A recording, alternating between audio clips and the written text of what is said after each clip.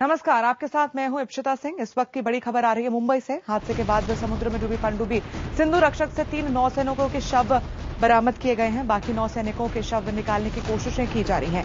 नौसेना के गोताखोर लगातार तलाश अभियान में जुटे हुए हैं। सिंधु रक्षक पनडुब्बी धमाके के बाद आग लगने की वजह से 2 दिन पहले ही डूब गई थी। हादसे के वक्त उस पर सवार 18 नौसैनिक की मौत हो गई थी। नौसैनिकों के शव की तलाश में गोताखोर पनडुब्बी के भीतर गए थे। काफी मशक्कत के बाद आज 3 नौसैनिकों के शव निकाले गए हैं।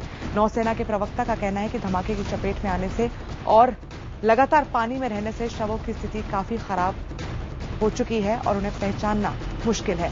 नौसेना के मुताबिक शवों की पहचान के लिए डीएनए टेस्ट की मदद ली जाएगी।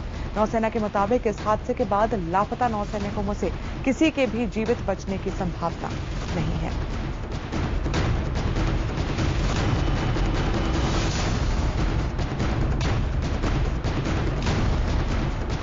वहीं नौसेना का कहना है कि सिंधु रक्षक हादसे में मारे गए लोगों के शवों की तलाश लगातार जारी है। नौसेना के प्रवक्ता नरेंद्र विस्पुटे के मुताबिक इस हादसे में किसी के बचने की गुंजाइश नहीं बची है।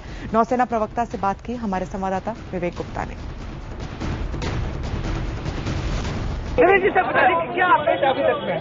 सर टिक टैक भी सब करेंगे। जैसे मैंने अभी अपडेट दिया है, बस उतना ही अपडेट है। 3 बॉडी मिल चुकी है, बस इसके अलावा कोई अपडेट नहीं है। मुझे और भी जैसे अपडेट मिलेंगे मैं आपको देते रहूंगा। सर दिक्कतें क्या हो रही है पूरे ऑपरेशन में? दिक्कतें क्या क्या हो रही है?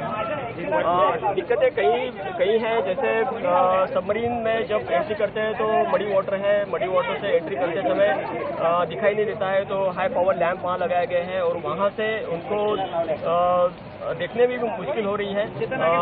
जो भी हैचेस है, जो लैडर्स है, वो पूरे मेल्ट हो चुके हैं हाई टेम्परेचर की वजह से, एक्सप्लोजन की वजह से, तो दिक्कतें हैं अंदर जाने के लिए। सर जो बाकी लोग जो फंसे हुए हैं उनकी उम्मीद कितनी जगह की जाए?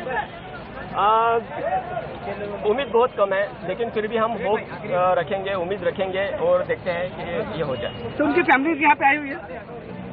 उनकी फैमिलीज है, कुछ जैसे कॉन्टैक्ट में है। एक फैमिली सेल भी खोला गया है। ठीक है, ऑपरेशन में कितने लोग शामिल हैं सर? क्या क्या चल रहे थे ऑपरेशन में? कितने लोग शामिल हैं ऑपरेशन में?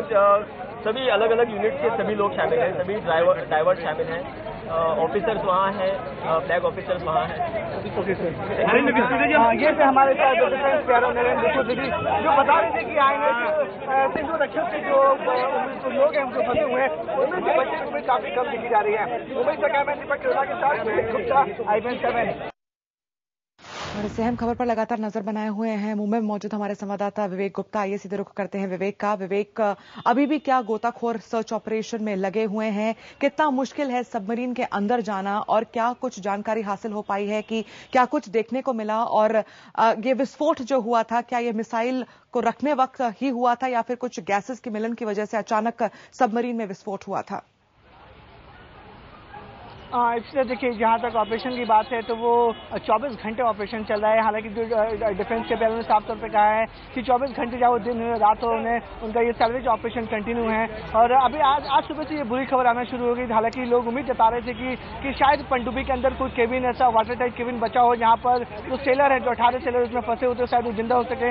लेकिन उनकी उम्मीदें अब धीरे आज पूरी तरह खत्म हो चुकी, क्योंकि 3 सेलर की बॉडीज ऑलरेडी यहाँ से निकाल दी गई सबमरीन की। और जो डाइवर्स सबमरीन के अंदर गए उनका साफ तौर पर कहना है कि सबमरीन को एक्सप्लोजन होने की वजह से काफी ज्यादा जो सबमरीन को नुकसान पहुंचा है, जिसकी वजह से पानी बहुत ज्यादा सबमरीन में भर चुका है। और जो बच्चे लोग हैं, जो 15 की जो बॉडीज हैं, उनका बचना बेहद नामुमकिन हो गया है। और बस यही कोशिश की जा रही है कि जो बॉडीज में फंसी हैं उसे किसी तरह जल्द से जल्द निकाला जाए। लेकिन जो डिफेंस के जो सूत्रों से हमारी बात हुई, उनका साफ तौर पर कहना है कि ये जांच के बाद पता चलेगा कि इसमें जो एक्सप्लोजन उसकी वजह क्या था।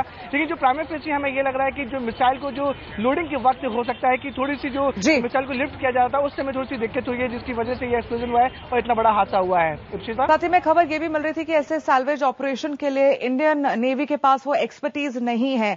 क्या भारतीय नौसेना अब किसी विदेशी नौसेना की मदद ले सकता है सैल्वेज ऑपरेशन के लिए? खबर मिल रही थी कि शायद सिंगापुर नेवी की मदद ली जा सकती है। विवेक, बिल्कुल सही कहा श्री साहब ने। देखिए, जो भी ऑपरेशन होता है ये काफी डिफिकल्ट ऑपरेशन होता है कि सबमरीन समुद्र के अंदर डूब जाना और एक एक्सप्लोजन होने के साथ उसमें लोग फंसे होना।